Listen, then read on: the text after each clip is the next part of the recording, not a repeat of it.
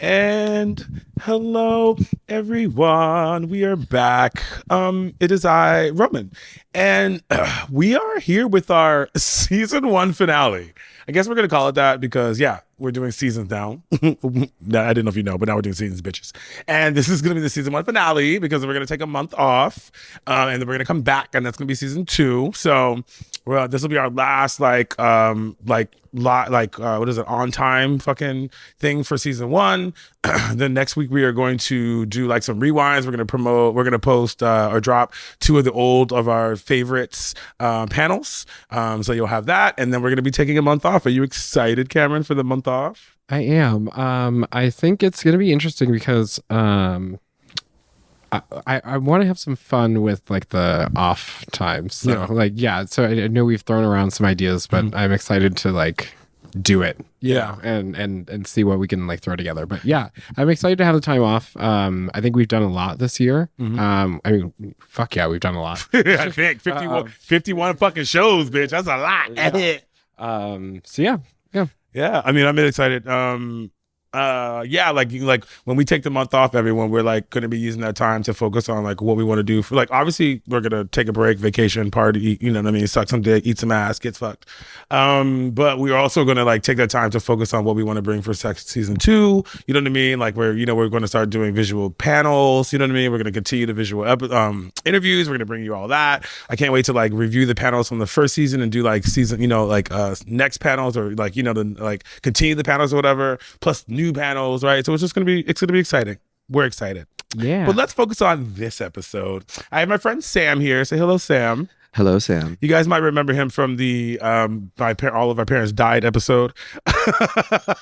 Yeah, that's the. I mean, that really wasn't, baby. Dealing with death. Sam has those dulcet tones, baby. You know, those dulcet tones. Okay, so let's get it. So tonight we're going to be dropping I hope you guys enjoyed actually our Being Gay in Corporate America panel from last week. I know a lot of you guys we got some really good feedback about it. And it was really interesting to talk about being gay in the corporate behemoth. Tonight we are going to be dropping our second half interview with Baby Shaques Munro. It's our second visual and our second half, right? I know that Cameron really liked the Baby Shaques interview. I really liked it. I'm really interested to see the second half, and I love what we were doing with the visuals. Yeah. I enjoyed the visuals too. Really? Yeah. I definitely like that. It was cute. No, it was really cute because I mean I also know all the people that are most of the time talking, but I think it just adds a nice element to it that. Yeah, I guess Sam, you're the first person I think that we've had on here that's like given seen the visuals, like given their opinion on the commentary. Yeah, I like it. So next week, after the news recap, make sure you see that. I did want to be clear that because I did have a couple of fans who weren't clear about how to see the visuals. So you go on the YouTube link and then the visual starts in the halfway point or like after the news recap, just like it would in the audio. So it's a couple of people who are confused about when they would see the visuals. So you have to like just like in the news recap, it comes after. So if you're looking at the YouTube, that's when the visuals start, right? So go to the halfway point and see and find it. You know what I mean? Just to be clear, for all the fans out there, the link isn't just the video, it's right. And we start out, and the first part is just a news recap, and that's not recorded yet. You know what I mean? Yeah. All right. So tonight we talk about that. We are actually excited that we're going to be recording our next couple panels, and those will be dropping, for season two. Actually, so we're recording our first season two panels, and it's going to be one is going to be on Trump as president. What do we do for the next 4 years? And tools of the gay trade. What are they? What are the best? And what do we do before them? I'm actually really excited to do both of those panels. I'm ready to watch this. I said I'm ready to watch this unfold. For the Trump one, I will say that it was actually really cathartic to just do the research for the panel, because even in doing the research, I found a lot of resources out there. There's been I know that like it seems like it's a lot going on at Trump, and it's supposed to create this level of panic and this level of like this. It's supposed to make us think that there's nothing we can do, but there has been a lot of thought. There's been a lot of historical precedent. There's been a lot of thought on like what has worked and what we can do, and just go online and do the research, and it's right there. You know what I mean? You're not alone. There's a lot of people out there, your friends and whatever, and there's a lot of resources that you can do to like, how do you get through it mentally? What do you need to focus on? How do you what steps do you need to take to be active? You know what I mean? And all that kind of stuff. And just like doing that research really helped me. So I'm really excited to like that panel or whatever, and then I'm really excited for it to come out. And then Tools of the Gay Trade, girl, you know what I mean? We all need to talk about that. Let's see which ones are the best. Like, what's the best douche? Do you know what I mean? What is the best cock ring, and where do you go? Oh my! I heard about like an ergonomic cock ring. Like, what's going on, white people? Why do we need an ergonomic cock ring? Anyway, that's going to be some fun panels that are coming later. And then we're also doing what? We're doing an interview with Natalie Ray. So that's going to be our season 2 panels, the season 2 interviews. So just kind of keep that in mind, ladies. She's Russian white. Yeah, you remember Natalie Ray from the Immigrating to America? She was the only Russian doll. That's, you know what I mean. So I was going to make a Putin joke, but it's not the time. So let's so look forward to season 2 because there's gonna be some really fun things coming. But anyway, thanks again for tuning in, listening. Remember to listen, like, share, and laugh. My IG is WHENNROME. And let's get our mood enhancers, please. On the count of 3. 1, 2, 3. Inhale. And let's get enhanced. Let's get into it, guys.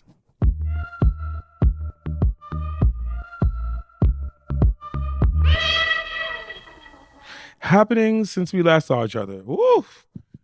We are definitely in Trump's America, everybody. Okay, the amount of Trump shit that has happened in the last week, we are definitely in Trump's America. That was definitely a big feature of the first feature of his first Trump presidency. Just so much shit, so much news, just inundating us with so much bullshit. But I did want to say that, like, I think I talked about a little earlier, like, this has been years in the planning, right? This is not just Trump. This is the Heritage Foundation. This is a lot of other people. And the goal is to blitz us, right? The goal is to shove as much shit as possible at the beginning, because one, you have the longest amount of time before it, you have the most amount of time to deal with any of the court cases and blah, blah, blah, blah. Plus, it's also designed to just to shake us. You know, it's designed to make it seem like they take the narrative, they're always in the news, they have everything figured out. But when you look at the details, a lot of the executive actions are written poorly. You know what I mean? They're overly broad. They make no sense. They are designed to cause tactics. Yeah, they're scare tactics. They're designed. You know, their executive actions don't fund any federal programs. What does that mean? Do you know what I mean? And then when they ask, they're like, "Oh, well, we just mean make sure you're following the line." You know what I mean? This is all just created. What they're doing is they're trying to create chaos and fear in the federal government so that people will quit, so that then they can, like, you know, get loyalists in, right? It's also a lot of look over there. Yes. Look over there, shaking my hand, shaking the hands, right? You don't really know what to fight because there's so much, right? And so I would just counsel everyone to, like, breathe. You know what I mean? There's a lot of thought out there on how to fight this. There's a lot of thought about what he was going to do. And there's a lot of people who knew this was going to happen. You know what I mean? This is not a new thing. You know what I mean? It's right. Like, we knew it was going to happen and we can fight it. And there are ways to fight it. And one of those ways is just by not panicking. Do you know what I mean? Yeah. Recognizing the game for what it is. You know what I mean? This is designed to make you panic. But that doesn't mean also that, like, by not, like, you still need to be angry, you still need to be upset, people are still going to be hurt. You know what I'm not saying be apathetic. I'm just saying just also have a plan. Yeah. You know, like, don't allow it to, like, corrupt your happiness and your joy or whatever. Yes. Okay, enough about that. Please. Let's talk about Heclina, right? Like, isn't that crazy, the Heclina revelations? Listen, I told you this earlier when I came across I think it was on Instagram that it popped up where it showed a split screen of her and a split screen of the 3 guys walking down the street that they're asking if anybody knows any information. Right. I had to double glance at it because, well, honestly, because of the shadow, I couldn't see her mole on her face. So I thought it was just another queen that something happened. And I just realized that it was her. And then I was like, wait, this happened like a year ago, 2 years ago. Yes. For it to just be kind of resurfacing. But I guess I didn't realize that this case wasn't necessarily, like, closed. Neither did I. First of all, so I guess to remind you guys, Heclina died a couple years ago. She was in London. She was doing a show. I thought it was, like, you know, the rumors were drug overdose or da-da-da-da-da. But I, like Sam, I thought it was an open and shut case. But apparently Peaches Christ, who was there with her, has been, like, talking about it and trying to get, you know what I mean, more investigation. But first of all, bitch, you're posting on Facebook. Maybe that's why nobody knows about it. I mean, it's like, but if you go to Facebook, there's a lot of posts. But maybe switch your ass to Instagram. Maybe. And there's also a lot of misinformation on Facebook too. too. Yeah, right. So, but then I also didn't know that it was not closed. Like I think it's giving more like the Liam Payne kind of thing, where there were people with her and they're trying to figure out the sequence of events, how she died, did they leave her there or something like that. Well, it's just weird to me though that like what's being brought up, or what we assumed was a closed case, was that it was like, oh, there was no like, nothing happened that was like negative, or there was no like yeah, there was no foul play. No foul play, right. But we don't know. But then they said the same thing with Liam Payne, right? There was no foul play. You know what I mean? They didn't suspect foul play, and then 3 months later, they're charging 4 people with giving them drugs and letting them fall. So I'm just wondering if that's what's going on. But it just came out of nowhere. Like I literally just saw. But I guess because it is out of nowhere. That was a couple years ago. But if you read the article, it's like a lot of it is saying is because PJ's been trying to get the London police to been doing this for a while, and they've been like dragging their feet. Cameron? I see. I didn't even know that.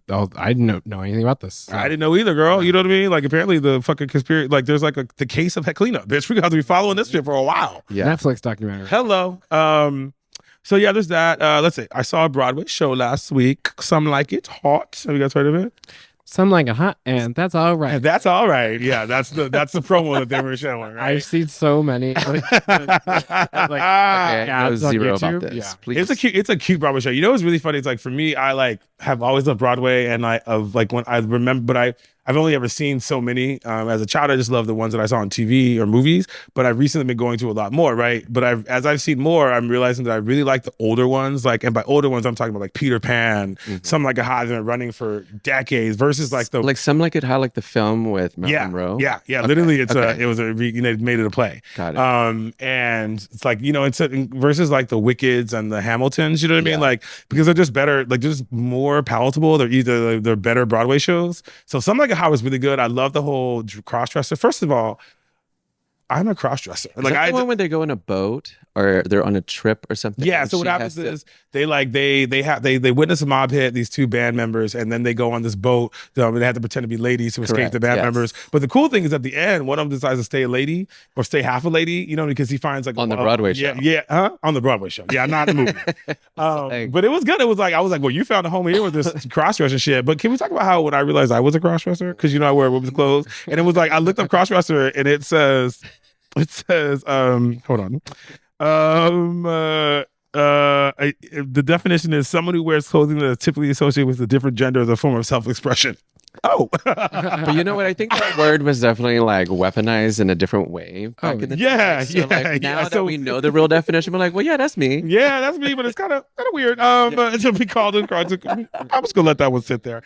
Okay, so I'm going to Brazil in 2 weeks. Yeah. I haven't really allowed myself to talk about it because I feel like if you think about vacations, I have a hard time believing that. Shut up. If you think about vacations too soon, then you can make you not present. You know what I mean? And then you're not really thinking and being in the moment. Yeah. So now that I'm 2 weeks away, I'm like, okay, I'm ready. I'm ready for the dick. I'm ready for the ass. I'm ready for the samba. I'm ready for the, I'm ready just not to be in San Francisco during like the coldest part of the month, either the year or whatever. Yeah. I'm that way that too though. When it comes to like a trip, I don't get excited until like I'm like maybe even a week out, because otherwise I'm just like it makes me like FOMO starts to hit you, and then I feel like I'm 41 girl. I'm trying to live every moment present right now because you know what I mean. So I'm not trying to just focus too much on the future and miss all this, baby. Because then you're 50 and you know what I mean. So.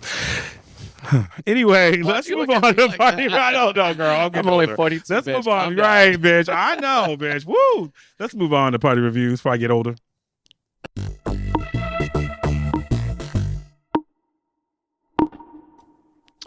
And we're here with party reviews. Okay, so there wasn't a whole lot going on this weekend, so I don't have too much to talk about. There was Dynamite at Lookout. Haven't been to this party in a while. It's pretty good. The music was really good. Wasn't too packed when I got there. It was good. I was there. Well, yeah, you were there. It was Teresa's birthday. Too. Yeah, and she had how was the performance? It was good. It was also just nice to have her back and like just seeing how much she really does like mean to a lot of people here. And she, I think, felt that too. That's good. Yeah, I heard the performance was really good. The music was good. It got was great, and it was like slow to start, but then I think like it picked up with people as the night went on, right? Yeah, yeah. So that's good. Okay, so I went to go see Miss Bashful. You guys know who Miss Bashful is? No, Miss Bashful is like this producer performer or whatever from Berlin, I think. And so all the kids were at 10:15 and they wanted to go see her. So I went to go see her. And like when you go see someone who's like techno, and like you have to kind of know that the person you're going to see is also like the producer of the song, because like when you see them, they're not really doing much. Like, was this girl walking on stage and she was just like, I'm an icon. And she was just like talking.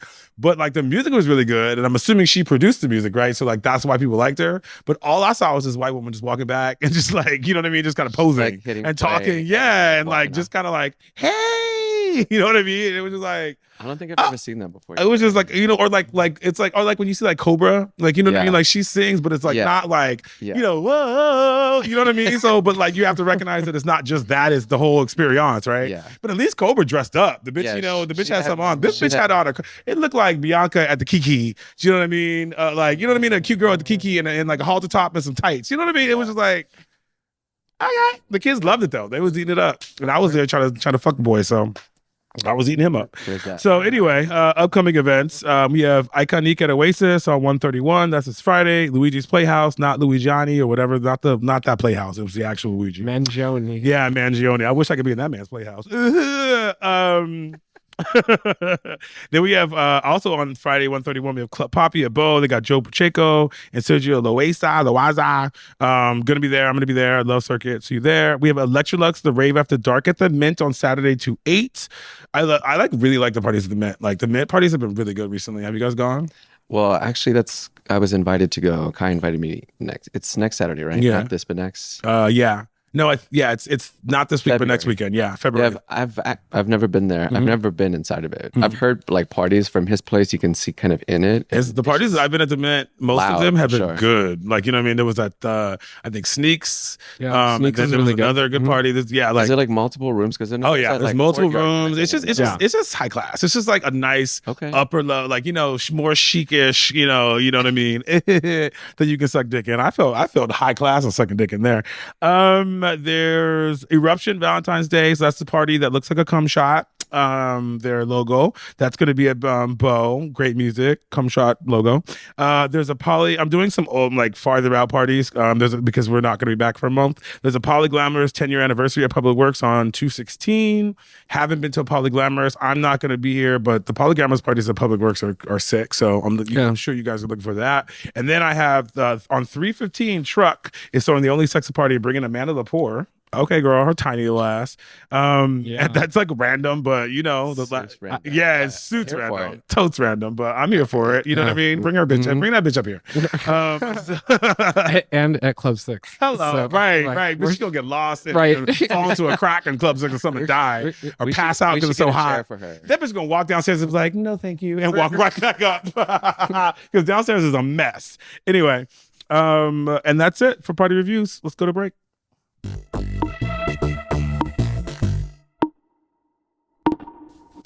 And we're back with world news. All right. So the first topic, swimming pool-sized sinkhole swallows truck in Japan, trapping driver inside.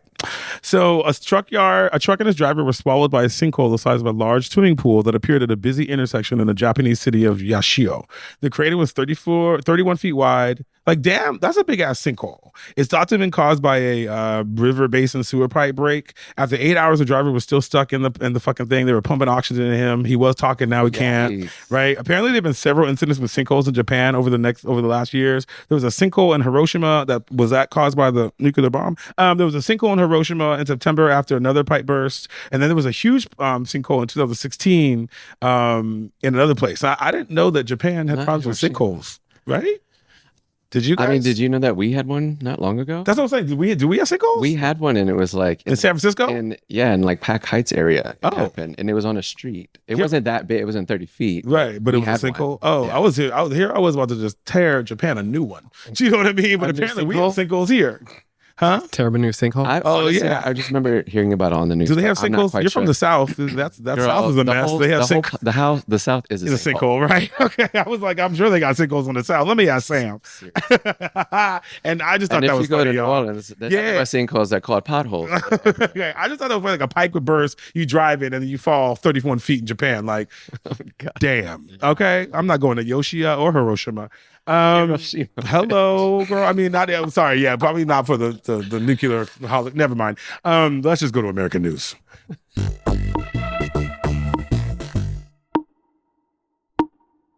And we're back with American news. You know what? In Trump's America, American news is always so like up. You know what I mean? So peppy. So here we go. Mass arrest and nationwide, right? U.S. immigration crackdown. A nationwide immigration crackdown on Sunday resulted in the arrest of 956 people, the most since Donald Trump returned to power. A number of federal agencies with newly expanded detention powers were involved in raids in a number of cities, including Chicago, Newark, and Miami.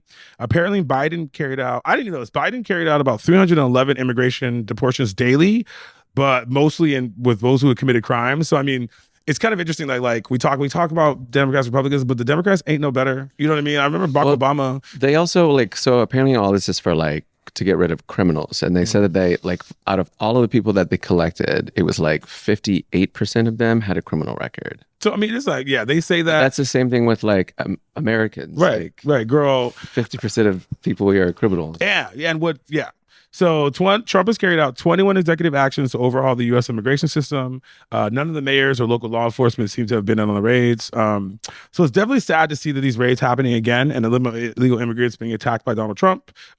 If you guys remember, it was the immigrants that kind of felt the brunt of the Donald Trump presidency the first time, right? And the thing about you have to remember is that Trump can do a lot with immigration, which is why he's doing a lot, is because the president has a lot more power with immigration than he does anywhere else. He's not as constrained by Congress and. You know what I mean? What's really sad though is that I actually know illegal immigrants. You know what I mean? So it's really I party with illegal immigrants. We all do. You know what I mean? Mm-hmm. And so this really hits home because it's these are people we know and they're doing raids in Santa Rosa, San Jose. The United States is it's basically the birthplace of just immigrant. Hello, right? Illegal immigrants. Yeah, you know what I mean? Place was built by immigrants. I mean, and whole industries have backbones. You can't even do construction without illegal immigration. You know what I mean? Whole construction sites, 40 to 50% of the people at construction sites in Texas are illegal immigrants. You know what I mean? The irony though that this huge Latino male vote for Trump. Yeah, but I think he's now sending them all because I think that we'll talk about it. I know we're gonna talk about it on our Trump panel, but the reason is because illegal immigrants and trans people are easily people to pick on. Do you know what I mean? And it's also a good way. Easy target. It's also a good way of othering, right? So if you can say that you can get these third generation Latinos who want to feel included, then they can say, well, I'm different enough now that I'm an American, I'm not an illegal, even though you know what I mean. So it's you're just finding ways to divide people, and that's what they do. Do you know what I mean? Yeah. But what is interesting though is that Biden deported 1.5 million people during his term, which mirrors how many people Trump deported in his first term. So I do want to just say that there's a lot of hoopla about Trump and immigration and what he's doing. But if you look at the numbers, the Democratic presidents have been doing the same. Barack Obama, I think, deported more people than any other president before him. Do you know what I mean? Yeah. So I think it's also there's a lot of this is just optics. For a lot of this is just for optics because he's not doing that much more than Biden. He's going to be a lot harsher and it's going to get worse. But I think that Biden did a lot of this just under the cover, and we just give Democratic presidents license to do this shit. You know what I mean? Yeah, because it's not the thing that they were running on. Yeah, and we only have two options. We give them that grace but they're Democrats. Yeah. Just like we gave that grace to Barack because he's not Trump or he's not whoever. Right. Yeah.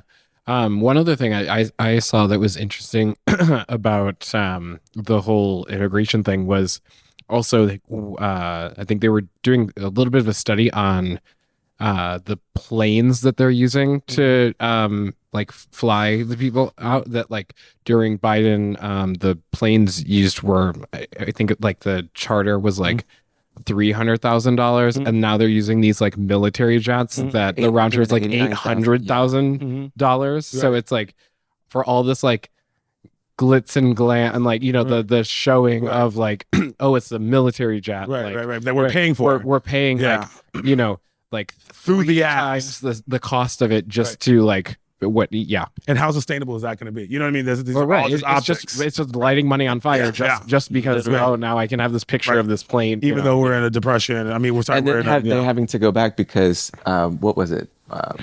Where he's no, they need to go back. Oh yeah, because you can't just you can't just send people. You can't just put people on a plane and just send them and have someone accept Well, but then he threatens them like he did with Chile, right? He threatens like if you don't, like he told Chile like we'll tariffs or whatever if you don't take these people. So they took them. But the idea is that you're not going to bully every country like that. You know what I mean? You can bully some small countries, but a lot of countries aren't going to just take these people like that. You know what I mean? Yeah. Anyway, fuck Trump, and let's go to break.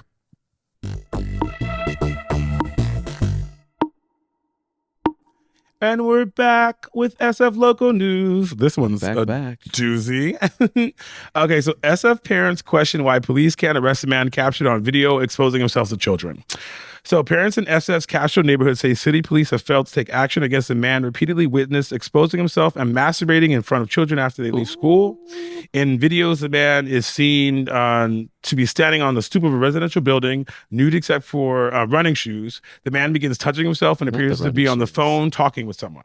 Parents interviewed by the Chronicle, which is the SF Chronicle, which is where I got this article from, said the police in action has forced them to do their own detective work to see if the man has a history or is on a sex offender list. Parents have said their children have witnessed the man's behavior for about a year. It happens when a group of 13 to 14-year-olds get out of school at a boba place. People have witnessed the guy just go straight up to the boba window and begin touching himself. There have been numerous police contacts and calls about his behavior, but the police say that they can't do anything because they say he's allowed to be on the residential property and he's waiting for his friends. Okay, so thoughts? This is some SF bullshit. Hello. This is some silly liberal San Francisco, because to me, this makes absolutely no sense. I don't understand. I don't understand how you can. First of all, I understand the whole you can be nude or semi-nude law, but they didn't build in you can't do it by a school. You know what I mean? Like this man is right out. It seems like the boba shop is right down the street from the school. So 200 feet, 500 Well, that's feet. what I was telling you a while ago when you told me this story. I was like, you can't even. There's no you can't even smoke near a school. You can't even smoke menthol in this goddamn state for kids. But you can go and be like exposing yourself and decently. Yeah, you're touching yourself. You're putting the things, and then but the other thing is like, how has this man not gotten his ass beat? You know what I mean? I'm just surprised. And that's what I'm talking about. A family ain't just whooped his ass. Yeah, like or at the very least, where is the chain gang of people standing in front of him? You know what I mean? If you want to do this, then I'm gonna stand directly in front of you with these other parents and block you. Yeah, and right, like you know what I mean? That's what I'd be doing. Like you're just gonna take a video of this man. You don't have to touch him. You could literally get I'm surprised 5 feet from him, stand in front of him, and block him. I feel like if anything, it needs to get more like if the news heard about it. Yeah. If they would get a camera up in his face and be like, "Sir, why are you doing right?" this? Yeah. At least have apply some pressure. Something. Yeah. I'm just saying like, or the parents could just be like, they could, like I said, they could maybe stand in front of their kids so the kids can't see it. Like, I just don't understand how it's just being allowed to happen. And the cops just say, like, who is the neighbor? Like, first of all, who's the neighbor that, like, the person that he, like, the stomp? Find that motherfucker and be like, why are you letting your friend get naked on your stomp when you're not here? Nigga, get your ass out. You know what I mean? Like, what is going on? I do like to that they call out that they're like the moms or whoever that they are interviewing. They're like, it's not about the naked guys in Castro, like the people that like the one that we others. It's like it's this person. This is a predator. It's like this. Yeah, this is a predator. Like, this is literally somebody who has a motive. Yeah, this is a predator. These walking around the Castro nude. They're just minding their business, and like we were talking about earlier, they're very predictable. You know where they're going to be. You know what they're doing. I have never seen nudists. I have never seen the nudists walking down the side streets of the Castro where kids are. They walk on the main streets. Right. Yeah, you know what I mean. Where, or better yet, just jerking off in front of. Yeah, or even touching themselves. They never touch themselves. It's a whole different. That's the whole point. The whole point about being a nudist is to not be sexual in these places. Correct. That you can just be naked. So them touching, I have never seen a nudist even. They come out fully lathered, but they don't touch themselves. So he's literally lathering himself in public. I'm just saying, this man. Let's just move on. We're going to pop culture news. It's a chop for me, bro. It's a chop. A chop.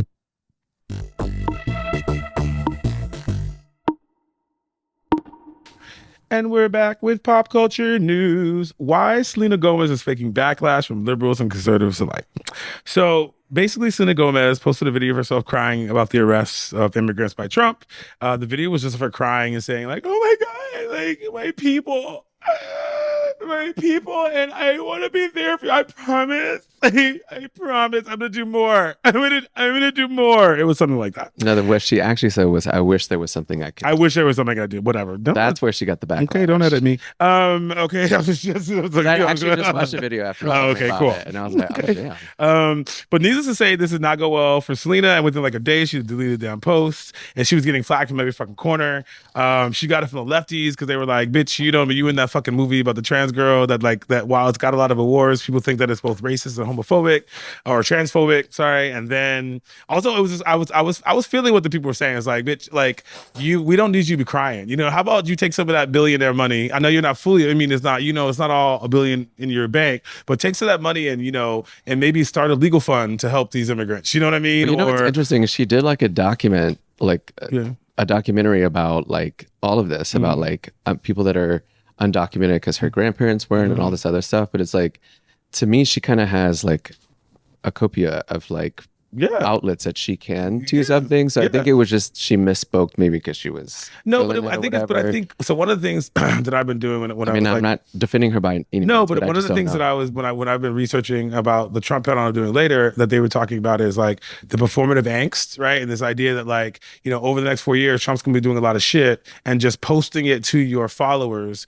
with no action plan. You know what I mean? One, there's a point where it's cathartic, but there's a point after that where it just creates negative energy and it's just whatever. And I think that's what people are calling out. Like you have a lot of resources, you know what I mean? And just crying on screen does nothing. Where you could have been like, let's get to some action. Like Sam, you even told me like in Santa Rosa, people were following the ICE people and bringing bells. You know what I mean? Like, so that cowbells. Cowbells, whatever it be. Like that's what she could be. She has 1 billion followers, you know what I mean? Or however many. That's what she could be telling the Angels in America back. Yeah, you know what I mean? Go out there, find your local chapter of whatever and figure out how to help immigrants. You know what I mean? This whole like crying shit. I see that's because it's like it's performative. It doesn't help. You have more than enough resources to do something. So like the crying is just dumb. You know what I mean? It doesn't like I can see it. And then she got it from the right, and the right, they don't give a fuck. They were one this U.S. congressman was like, bitch, deport her. How you gonna deport an American citizen to Texas? You know what I mean? Like deport Selena Gomez is a mess. Literally. They said they're like, go back to this congressman was like, fuck her, deport her. Wow. That's Trump's America, everybody. And with that, we're done. Hope you guys enjoyed the news recap. Stay tuned after the break for our second half interview with Baby Shaques Munro. Check out the YouTube link for visuals. Next week we'll be dropping a rewind of our 2 most popular panels, but this is our season 1 finale. We are done. Also, please check out our new Discord server. The link is in the show notes. See you in 5 weeks. Remember to listen, rate, and share. Please tell your friends to spread the word. Also, please remember to set a reminder so when I'm back, we'll be back on March 11th, motherfuckers. But like I said, next week we'll post on Tuesday, a little rewind, two of our favorite panels. And with that, please spay and neuter your friends. Huh? I said, and please spay and neuter your friends. Our friends. Please spay and neuter your friends. Okay. I'm gonna allow you to end on that, Sam, but I'm not gonna have any commentary on it because I don't know what that means. Sure, spay and neuter your friends. Bob Barker, Price is Right. Okay, The Price is Right. Oh, that's so cute. I never watched that. I'm pets. Black. So we're gonna do personal IG is WHENNROME, and until next time, keep it sassy, San Francisco. Thank you, Sam. Thanks, Cameron. Bye. Bye.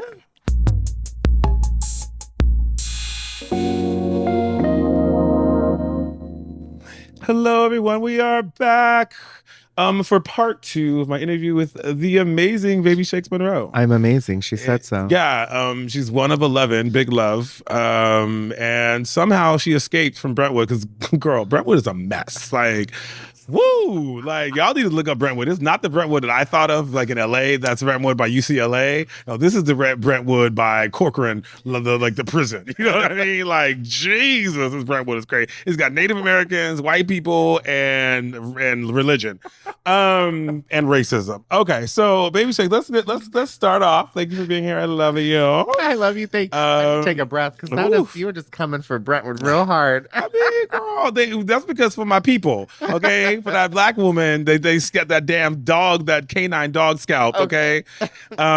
So let's talk about, you were talking about drag. So I have some questions about drag. What was drag like back when you started back in the heydays, you know what I mean? Like in the 50s versus now?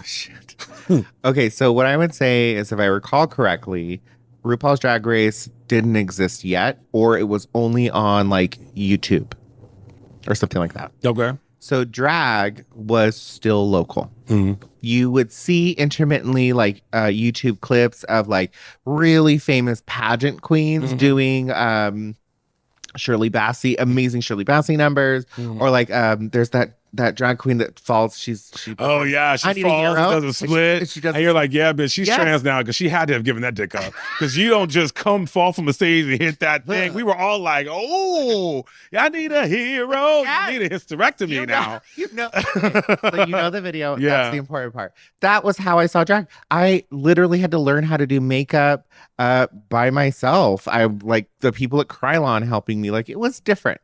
It was fun. And very rapidly as drag became more accepted in a larger social setting, like VH1 or whatever, it got sad. Actually, I'm not gonna lie, it got really sad. I think everyone wants to feel fabulous, and I think you should feel fabulous. But drag got it always was competitive, but like there was less uniqueness about it. Wait. So you're saying there's less uniqueness now? Yeah. And so you say drag has gotten more competitive? Or less competitive because of... So basically, my next question would be like, do you think that there's like an over-proliferation of drag? Yeah, I think that art forms or basically anything, if you have too much of it, it's overwhelming and your body will reject it. I'm nervous that we'll get to a rejection point or that it will no longer be special. And I guess that's okay. Not everything needs to be special forever, but I think we're definitely at a point where I'm like, oh, the Chevron gas station's going to have a brunch show now. Like that's not the Chevron gas station. I know you. And What I'm it's gonna have you go and only Brendan Bad doing like backflips, like woo, come get unleaded, come get unleaded. You want that tech run? Right. We have chargers. That's really funny. It's a lot. It's also, but I also think that like it's become it's like the overproliferation has become easy for, let's say, like owners to be cheap, right? So like because now everything is drag. What they do, yeah. Okay. Please, like now everything's drag. It's cheaper to get drag queens off the street and throw this like new night or whatever because you don't have to pay them anything than to book drag queens with experience or whatever. And even if it's not about money, it'll be about like power or whatever, right? It's cheaper, it's easier to get these queens off the street and treat them like shit than it is to deal with real performers who want contracts and want be paid on time and want, you know what I mean? And so then what we get as a populace, especially like in places like SF, is just a bunch of like people off the street doing drag. And it's like nobody asked for that. You know what I mean? Like nobody asked for every fucking bar to see like the friend that you just saw doing shots with yesterday, you know what I mean, who just moved here is now doing their new show and you're new and you just moved here. Like how did you get a show? Yeah. Why do you have a show? And then and everyone, like, you know what I mean, is every bar you go to. Do you know what I mean? It's okay, so I hear exactly what you're saying and I agree with it. It's also like many layers to it. Yeah. I think one of the things that I think about often is that the bars are a business and drag started in bars because it was the only safe space, but I think there's too much correlation to drag in bars. I don't think it's fair to be like this art form can only be viewed in an alcoholic environment. But there's also so much fucking drag that it doesn't matter anymore. It's almost like the specialness of it has died. It hasn't died. I'm not saying there aren't incredible drag queens and amazing stuff that's happening all the time. But it's not what you're saying new. is the novelty is gone. Right. Do you know what I mean? Like, and it's not we're in a bubble. I get that. We're in a bubble here in the Bay Area and kind of the West Coast. And the bubble kind of thins out as it gets larger. But if you make the gay community as a larger, like let's just say all the major cities, I think are experiencing the same thing. Do you know what I mean? Like we're not absolutely. Like I go to LA, it's a lot of drag. I go to New York, it's a lot of fucking drag. You know what I mean? They fucking have, in Miami, the fucking Paradise Hotel, they have drag shows every fucking day, every 24, you know what I mean? Like 24/7. So it's not like, so I'm just saying like, it's like if you are in the gay community and you travel, you're going to be inundated. You're going to see it every kind of where. And it's true, like especially, but in SF in this bubble, you know what I mean? Like in SF you get you don't just get because it's no longer like the people and their unique talents. It's just anyone throwing on a dress, anyone throwing on makeup. You know what I mean? And like it's like the stunt queens. Yeah, but it's also to your point, bar owners now drag now draws people and draws money. Do you know what I mean? And so that's kind of why, it was before, there weren't these, it was go-go boys, and maybe that kind of thing, right? Now it's like a drag queen, da da da da. But they're burning through it. That's the other thing. They're burning through it very fast. And I'm not going to name names or whatever. It's not the point. The point is like, if you want to say that your establishment is about drag and doing all these things, you also have to invest in the show itself. And not going to lie, putting a rinky-dinky stage together and being like, that's our investment. Cool. Thanks for the $75.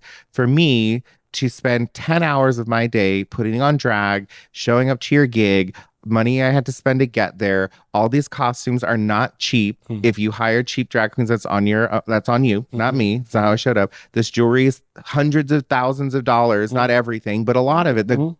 It's a aggregate, lot. Yeah. And here's $75. Oh, and you get tips. Right. For this unsafe, rickety. Yeah. I don't get paid on time. Oh. I got, you know what I mean? Oh, I have to get molested or attacked or all this other shit. You know what I mean? It's that part. And again, I didn't start doing drag. I didn't know the premise of drag being that type of like paid I knew you can get paid for it, but I wasn't that person. I knew I was not trying to go there. I was living of it. I was expressing my art. Perform, right. And I was raising funds for people. I think that also changes things as well. The concept of drag and how people were doing it way back in the day. It was a lot of just, all of my friends are dying of AIDS. We don't have money because we're getting kicked out of our apartments. I would like to raise some funds. I'm going to put a wig on and a silly dress and mime a Barbra Streisand song. Can you give me some coins? And that's going to go to someone's rent. Like there is like a heartfelt, crazy deep way of how that started.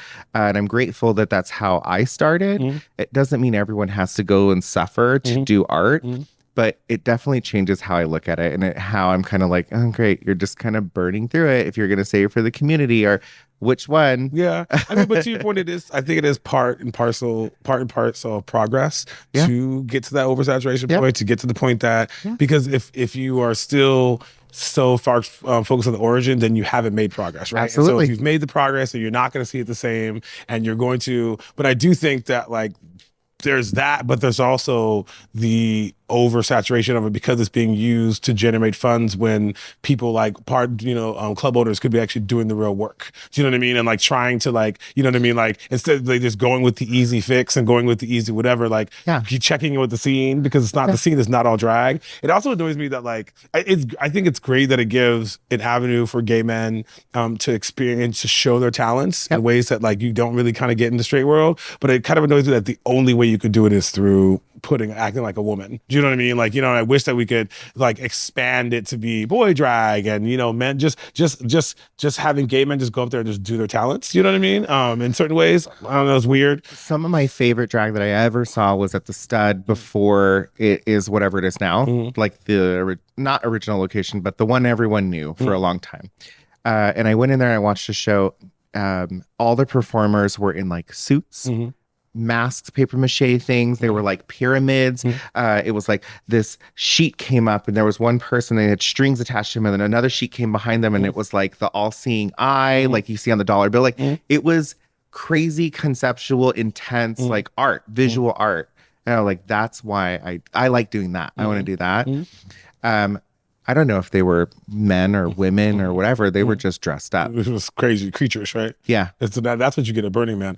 I'll never forget that day. I just remember being like, this is art, right? Yeah, that's kind of what cool. the hell? That's what they need to do on like Drag Race now. Like I feel like Drag Race is so like that's where the new like if like we're so oversaturated, like Drag Race should turn into a pageant. And then like if we're gonna talk about drag, like let's get into like what it's like to be a drag queen. I want like a camera in the back room where you're getting undressed and you know what I mean. You're trying to get you know what I mean, like all that shit. Yeah, like that smells bad. Yeah, like You know what I mean? Like that would be more interesting to me than like watching the like untucked of Drag Race. Anyway, Sorry. with that line, we're gonna take a break. We'll be back. We're gonna wrap it up. We're gonna talk about your fundraising experience. I know you've done a lot of fundraising experience. You've got a lot of fundraising stories, and I hear you have a couple questions for me. I might have a couple questions for you. We'll be back, everyone. Mwah.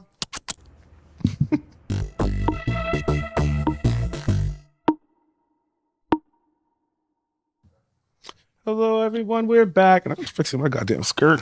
Jesus Christ. Whennrome, Sai, Baby Shaques Munro. Hi. And we're having the only time talking about drag and how we're fixing the scene right now. So I hope you're listening. We're holding space. We're holding Can space we hold to fix the space? scene. Oh my god. Right. We're holding space. Right. I felt you tapping for me. Oh my god. And I'm so happy that they understood and like we're here and like oh my god the only theater girls. You know what I mean? Like that was the only theater girls that they gave me such theater. They were the only theater girls. We're holding space for toilet paper. Right. Yes, bitch. Yes. Okay, so let's talk about your fundraising experience. You want to walk us through some of the fundraising things you've done? Nope. Bye. No. Okay. I was like, this is the way to end the interview. All right. Fundraising is crazy. So my highest achievement in fundraising is that I was elected to be the Empress of San Francisco. Okay. And I'm the 54th Empress. Your Majesty. Thank you. So and you want to tell us what that is for those of us who don't know what that is? Yeah. So it started 50 something year. Actually, this year it'll be 60 years The ago. Imperial Court. The Imperial Council. Yeah. I'm sorry. You said it started like, girl, what are you, a Mason? You know what I mean? Like, Yeah, it's like that. You gotta tell us what started. Yeah. So she's the Yeah. Imperial Council. The Imperial Council of San Francisco. We're coming up on our 60-year anniversary. Okay. And every year a new empress is elected. Okay. And it's fully public. Although the voting only takes place in relatively gay places. So there's a place on Turk. There's a voting location at like Powerhouse. And then in the Castro, it happens every year. Like that's where you go to get your real bad tickets.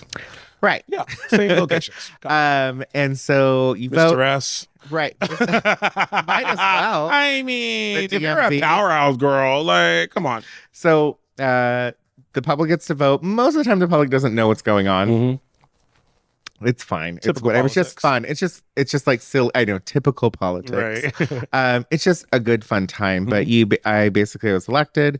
My emperor at the time was Terrell. Mm-hmm. Terrell Grimes. Who we are trying to get on this show, everyone. Terrell is the only. He's asleep at amazing. this time. I mean, So anywho, that was like the pinnacle. Mhm. But all in the meantime, I've traveled the country.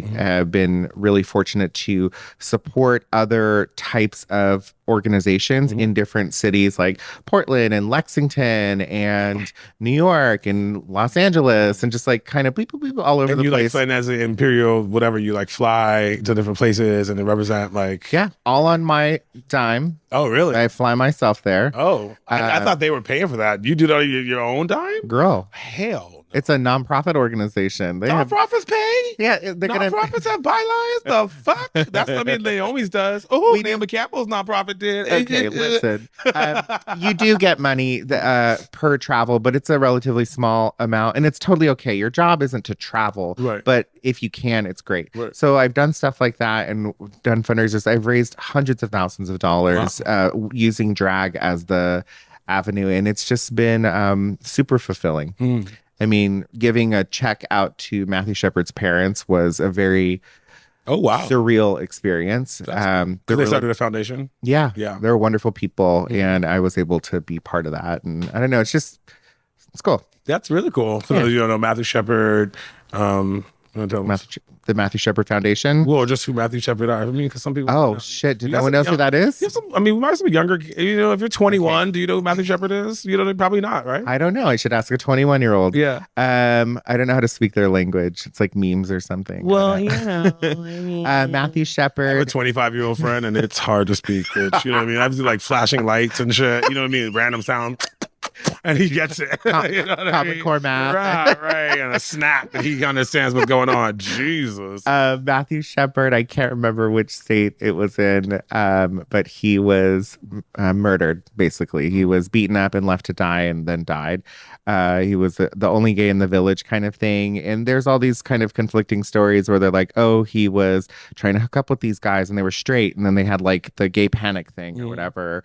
Or he was a drug dealer or whatever the case is. People do not deserve to be beaten and left to die because you don't like the way their sexuality is or whatever. Right. If you're going to beat somebody up, make it because you don't like their shoes. Yeah. You know what I mean? At Like, least or the make shoes. it up, okay. You know I don't talk. So it was a big deal. I mean, the LGBTQ population coming out of the AIDS epidemic and then kind of rolling into a weird time in the 90s. That's when it all happened.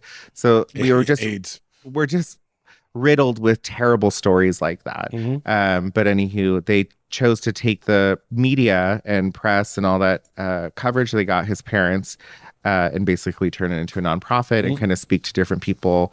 Yeah, I mean, it's like, they were like that was like the story, you know what I mean? So to meet that, you know what I mean? And to get them, that was just a really big deal. Okay, so we're going to get towards the end. I'm going to ask you a couple of questions. I mean, it's a good way to end though. I mean, the gay life can be dark, you know what I mean? We've got a lot of light moments and we got some dark moments. Yes. I don't know why that made it a light, dark thing. It's okay. I believe in you. So I have some questions, and then you have some questions for me. So, okay. Worst memory from Drag Race, right? Worst drag memory. Worst personal drag memory? Yeah. One time at band camp. You're a drag queen. I had to think about it. One time. Because I have to, you really put rose-colored glasses on when you're drunk. No, I think maybe one of the worst things I ever did, just going to be so stupid. I was at a show. We were in the back and we were kikiing and we were being so goofy with each other. And I was like, oh, look at those shoes. And we were just like talking mad shit to each other. And I cracked a joke about the Starlight Lounge. Do you remember that? Did you ever go see a drag show there? No. And I was like, oh, you mean like where all the drag queens go to retire? And it was like a joke because two of the performers were in that space. We were all kikiing caca. Someone, to not be named, took that info and created drama. And the reason why I say it was the worst thing is because I never go out of my way to put people out. I'm never trying to do shit like that. And they were really painting me to do that. And when I tell you, I was like crushed. I would get over it. I would have been like, bitch, that's where they go to retire, motherfucker. Fuck you. You know what I mean? You obviously retired because you're too busy gossiping, bitch. Well, it was the Golden Girls. Girl, get your sarong and shut the fuck up. That would have been me, but it was like Donna Sachet was the host of it, if you know who she is. No, girl, I no. It was a joke. But like that was the craziest thing. There are other stuff that has happened. People getting physical, blah, blah, blah. But I feel like any environment where you enter where alcohol is involved, people act stupid. Okay, funniest moment from doing drag? Funniest moment. Performing on a stage in front of like 500 people and doing a hair flip and my wig flying directly off of my head. That was maybe one of the funniest ones. And there's photos like in the newspaper of me capturing it and like holding the physical wig. That's amazing. It was stupid. I'm sure there's other incredible funny stories, but that one kind of haunts me. Place you want to perform that you haven't yet? I would like to perform at the Super Bowl during halftime show. Yeah, so we can keep everyone from thinking that your husband raped a 14-year-old. Got it. No. Do you have a drag rival or like a drag competitor that helps you you know what I mean? Oh, like that we're like neck and neck? Yeah. No, because there are no rivals. Hey, yeah. Favorite bar in SF? No, I don't have one. Oh shit. Okay.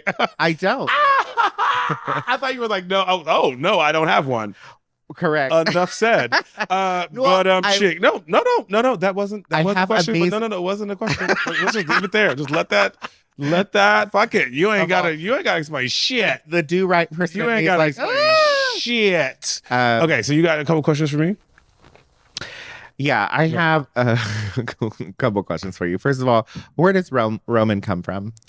So it's my nom de plume. If you guys must know, my mom. Has no one ever asked you this? Probably not. My mom. You're welcome. So my middle name was like Sutton. It's like, girl, what the fuck? Do you know what I mean? So when I like my mom, like it's, and you know what? Like my mom told me it was after like author or something. Not even author.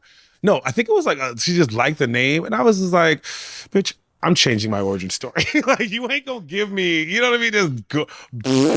So then, literally, I just wanted to be called Roman since I was in high school. Okay. And so then, but actually, the reason it became Roman is because you know when you're corporate America, you're gay. You back in the day, you didn't want to give people your real name because you were afraid they were gonna like you know people were gonna call your job and blah blah blah. You know, Yeah. I've had some angry ex-boyfriends. You know what I mean? Happens. And so then you gave him a name, and so then that just came my nom de plume. But yeah. All right. So yeah, it was me telling my mom, like, I'm not telling that's not my origin story. That you just liked Sutton and all of a sudden, like, what the fuck? What am I, an author, bitch? You know, I love that. My mom is dead, so I can just say what I want. But like, girl, like Sutton, like, ugh. Sometimes I'll be like, you know, when your parents tell you something, like, you crunchy. You know what I mean? Like, when I replay this, it's gonna be much better. Okay, think y'all. That's where Roman comes Think from. about it. Right. So my mom's crunchy and she wanted to like, I like the name Sutton. Stupid name. I don't know. I was always like, where did Roman come from? Mm. And you know, it's funny. It's like, you know, was it Pink Friday? Yeah.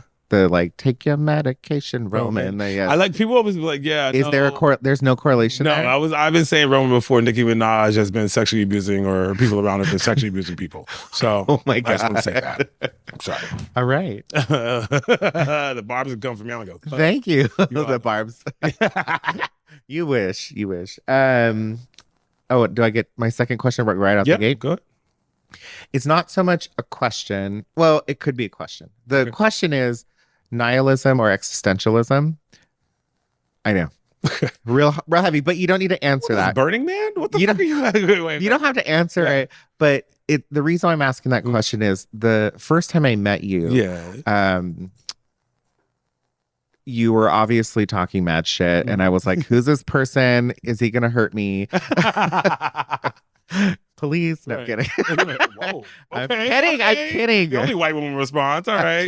kidding. There is a gay man who is not a drag queen. Wearing a skirt. I don't know what's going on. Right. A femby. Churning butter. No, I think what I enjoyed was I had some really just scraping the surface of intellectual conversations with you. Mhm. And I really liked that. I was like, oh, there's more past that. Yeah, the party monster. Not even a party monster. It's just when I would see you, and just like I saw everyone else, it was in a bar. Yeah. People were drinking, Yeah. and they were having fun, laughing, ha ha ha. Yeah. But there was something like a little behind you. And I learned, like you mentioned something about like your education, and I'm like, okay, that's great, cool. Mhm. But I just am really curious around your motivations Mhm. and kind of like where that comes from. Mhm. Do you enjoy that part of yourself? You have it. There's like a depth to you that Yeah. I've really appreciated, but I'm just really curious. So what's the question? It starts with the existentialism or nihilism Mhm. kind of idea, Yeah. but I think those are such broad philosophies Right. that it would be an interesting conversation with you. So it's less like a question and more of like a, tell me a little bit more. If I threw that in front of you, give me an idea. I know. Did I just have some ayahuasca? Sorry, I'll just take this opportunity to tell you more about. So I really like to read. Congratulations. Shut up. So I'm just saying that like reading just makes me feel like I spend a lot of time in other people's heads. Do you know what I mean? It's Yep. part of like, and it's like, so reading is like, I don't watch TV and all that kind of stuff. So I just feel like, I'm very cerebral.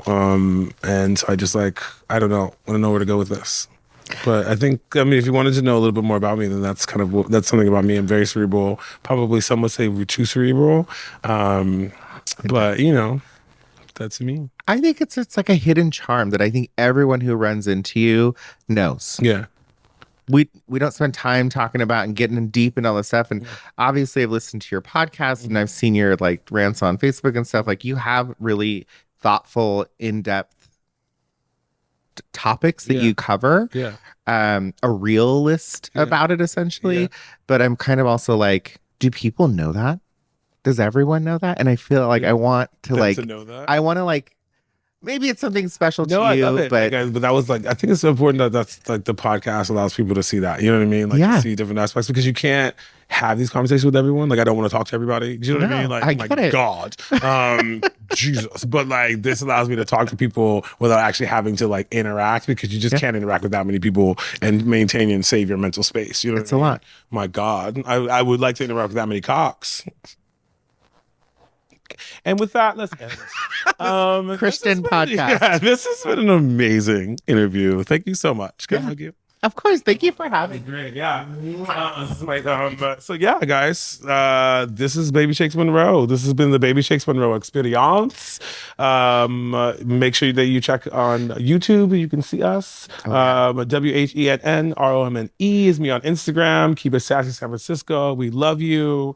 I just want to be like, I'm really happy that I was able to wear this and not feel bloated. Do you know what I mean? Because You look incredible. Well, thank you so much. And you look I feel like I need to like, Fuck me. I work for Athleta, right? Yeah, no. It's like women's sportswear. Okay. And I get like lots of crazy samples and prototypes. Mhm. So I feel like I need to start like You will be sending them to me. chucking them You your will way. be sending them to me after I'm all that, like, honey. You try this will. on. Yes, you will, honey.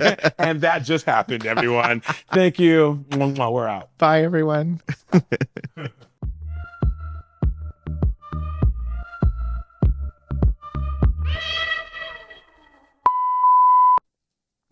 Hello, hello, hello. I'm popular. I don't really remember the words. There were that fucking song was so fucking wordy. It was barely. It was like popular, and that's it. Sam, you want to talk so we can hear your voice? Hey, girl. Hey. Say more than that. Okay. Let's talk about what did you do today? I did some weeding, which is this better? Closer in my Well, mouth. it doesn't have to be right there, but you were looking down and throwing it around, bitch. You know what I mean? Yeah, right. Okay, talking to the mic. Try it again. Trying it again. There we go. Today at work, this is what I did. Jumped up and down all around. Went to Give me town. attitude because I'm trying to help his ass out. Okay, bro. All right.